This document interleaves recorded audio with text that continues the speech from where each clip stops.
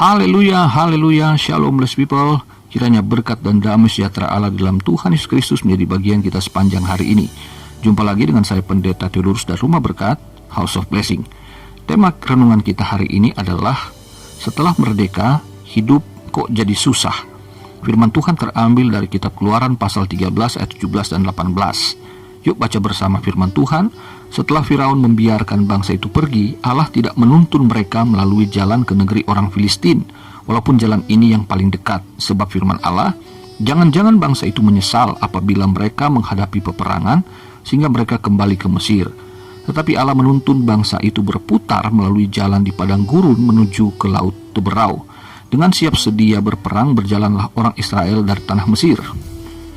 Blessed people, saudara yang terkasih dalam Tuhan, ini adalah peristiwa Israel baru merdeka dari Mesir.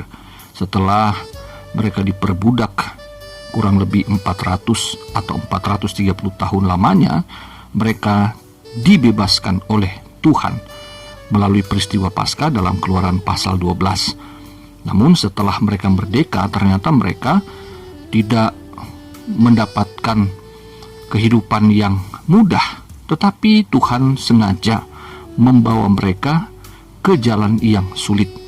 Kehidupan mereka justru menjadi sulit, tidak langsung mendapatkan seperti yang dijanjikan, yaitu tanah permai di Kanaan yang melimpah susu dan madu.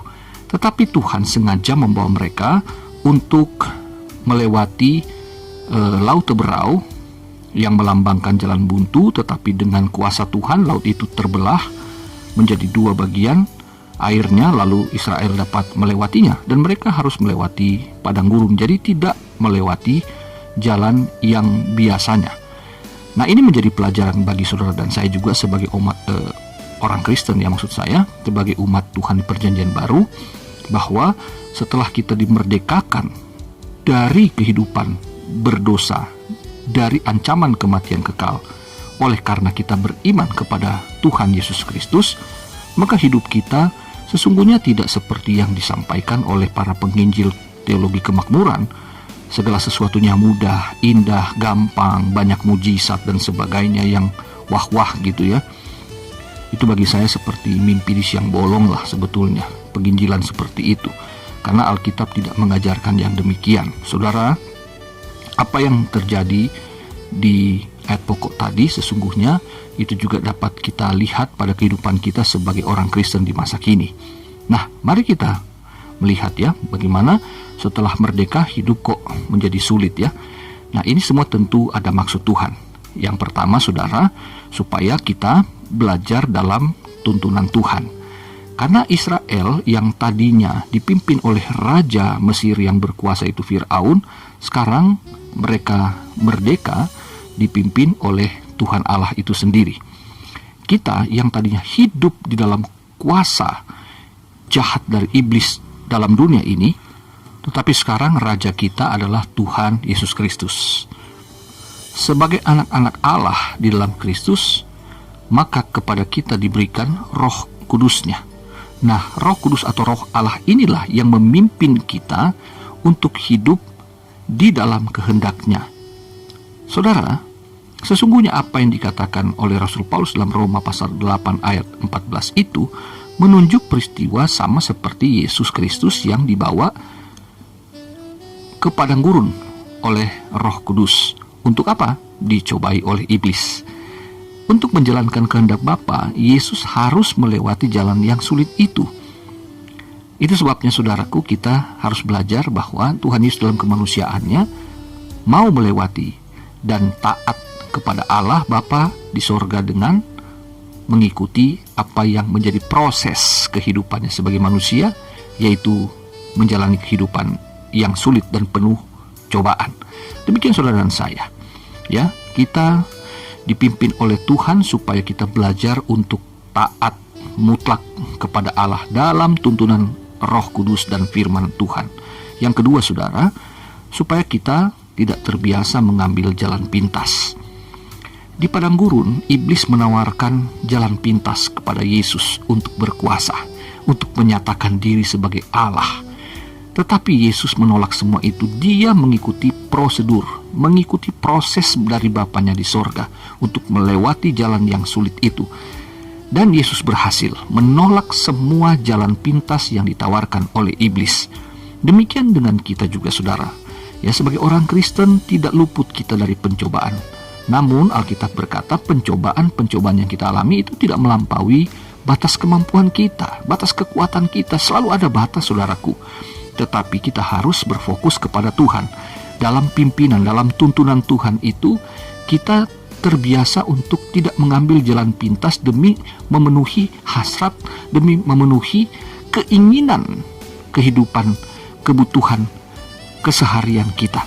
Tetapi kita belajar bagaimana untuk ikut sebagaimana Allah membawa Israel itu berputar, tidak melewati jalan yang paling dekat. Ya, dari Mesir ke tanah Kanaan itu paling 5-15 hari sudah nyampe ya.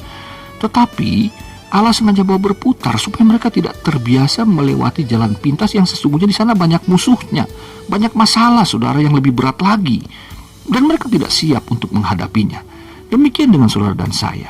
Tuhan memberikan kita kehendaknya, yaitu untuk bagaimana kita tetap melihat bahwa pimpinan Tuhan tidak mungkin salah, meskipun jalan itu sulit untuk kita lewati, tapi bukan mustahil untuk dilewati. Haleluya.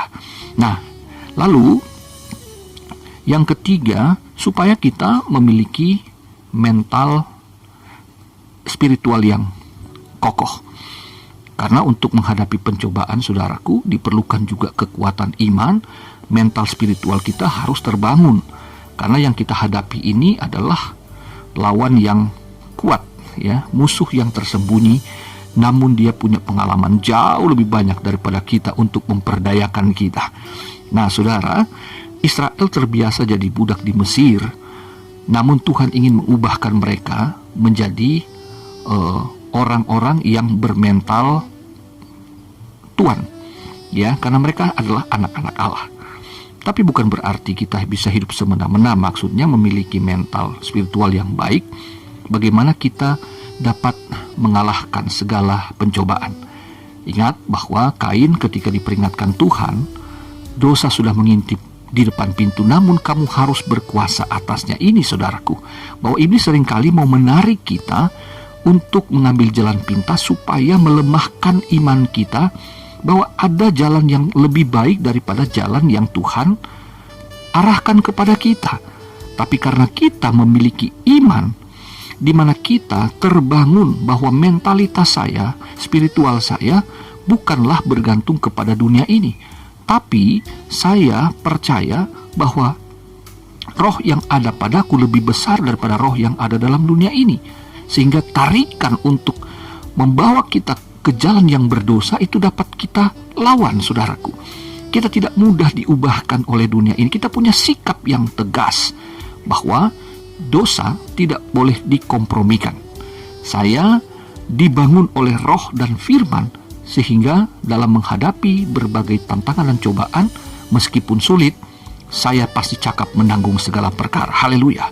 Yang keempat, supaya kita siap menghadapi peperangan.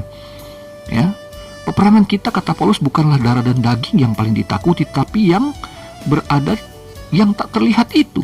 Penguasa-penguasa di udara, roh-roh jahat, kuasa setan, yang coba membawa saudara untuk kembali kepada kehidupan di dalam dosa. Namun kita diberikan perlengkapan senjata Allah seperti dalam Efesus pasal 6, bahwa kita sesungguhnya harus berlatih. Kita berlatih dalam beribadah, dalam berdoa, berpuasa, membaca dan merenungkan firman Tuhan. Kita biasa memuji Tuhan. Jadi dalam setiap masalah kita tahu bagaimana kita menghadapinya. Karena firman Allah sesungguhnya memberikan seluruh jawaban dari setiap persoalan kita. Akar persoalannya adalah dosa. Jadi ketika iblis menawarkan segala sesuatunya yang indah, yang mudah, itu pasti berujung pada dosa dan kematian. Namun firman Allah memberikan kita solusi. Dia adalah jalan kebenaran dan hidup. Jadi saudaraku, kita harus melawan. Kita harus melawan. Kata firman Tuhan, kamu pasti bisa. kamu harus berdiri teguh. Kamu punya senjata Allah. Lawanlah iblis dengan iman yang kokoh. Haleluya. Yang kelima, saudara, supaya kita mengarahkan pandangan ke depan. Israel sudah keluar dari Mesir, tapi Mesirnya nggak pernah keluar dari hati dan pikiran Israel, sehingga mereka selalu bersungut-sungut mengenang masa lalu di Mesir yang dianggap indah, padahal itu jangka pendek. Dan itu juga cuma recehan dari Mesir, kenikmatan-kenikmatan itu. Tapi yang Allah tawarkan adalah kenikmatan jangka panjang dan yang kekal. Demikian dengan saudara saya, setelah kita dibebaskan dari dosa, seringkali memang dalam kesulitan-kesulitan kita digoda untuk kembali kepada kehidupan yang lama, yang nikmat, yang indah, yang mudah. Tetapi saudaraku, ingat bahwa Paulus berkata, aku melupakan apa yang di belakangku yang hebat, yang baik, reputasi, kekayaan, nama besar, dan sebagainya. Semua itu kutanggalkan, kuanggap sampah. Sekarang pandanganku kuarahkan kepada panggilan sorga, di mana aku akan mendapatkan mahkota kehidupan. Saudara dan saya diizinkan Tuhan di dunia ini mengalami banyak hal yang tidak menyenangkan, tapi kita harus berfokus ke depan. Penderitaan kita sementara, tapi kebahagiaan dan kesenangan yang abadi itulah yang akan menjadi bagian kita, kata firman Tuhan. Mari kita lihat ke depan, jangan lihat ke belakang, karena kalau kita melihat ke depan, Allah yang penuh damai sejahtera otomatis akan membuat kita akhirnya melupakan masa lalu yang di belakang, karena tidak sebanding harganya. Haleluya. Yang keenam, saudaraku, supaya kita tidak mengharapkan zona nyaman, ya. Dengan melewati padang gurun ini, Israel akan selalu berwaspada, karena mereka nanti akan bertemu dengan musuh. Makanya mereka dilatih untuk berperang. Ada bangsa-bangsa yang berpengalaman, yang kuat, yang terbiasa berperang. Namun Israel disebutkan nantinya akan siap setelah mereka berlatih perang. Dan akhirnya mereka memenangkan pertempuran-pertempuran itu, bukan? Mereka akhirnya berhasil menduduki tanah Kanaan. Demikian dengan saudara dan saya. Ada saatnya kita harus keluar dari zona nyaman kita. Bahwa kenikmatan-kenikmatan dunia itu merupakan kenyamanan. Namun ada saatnya panggilan Tuhan yang lebih tinggi, yaitu untuk menatap ke depan, melihat pada keagungan kemuliaan Tuhan yang kekal, mengharuskan kita menanggalkan ego kita, menanggalkan harga diri kita, ketika kita harus mengampuni orang lain, ketika kita harus menolong orang yang sebetulnya itu bisa dikatakan musuh kita. Tidak mudah, tetapi itu semuanya dimungkinkan oleh kasih karunia Allah. Saudara saya harus selalu berwaspada, ya, pada hal-hal yang kamu orang Kristen, tapi kamu disakiti, kamu dilukai, kamu dikhianati, kamu tidak pantas untuk mengasihani mereka. Tidak, saudaraku. Ingat, Petrus pernah berkata bahwa iblis itu seperti singa yang mengaum-ngaum. Dia selalu mencari kesempatan untuk memangsa umat Tuhan. Sebab itu kita harus berwaspada, kata firman Allah. Lawanlah dia. Haleluya. Nah, saudaraku, yang ketujuh, supaya kita terbiasa bergantung kepada Allah. Ya, di masa-masa yang sukar ini, dunia mencoba menarik perhatian dari Allah, perhatian kita dari Tuhan Allah, ya. Tapi kita ingat bahwa kita punya firman, kita fokus kepada Tuhan, dan kita berpegang pada janji-janji Tuhan. Tidak selalu ada mujizat, tidak selalu ada hal-hal yang ajaib yang terjadi, tapi kita mempercayai Tuhan.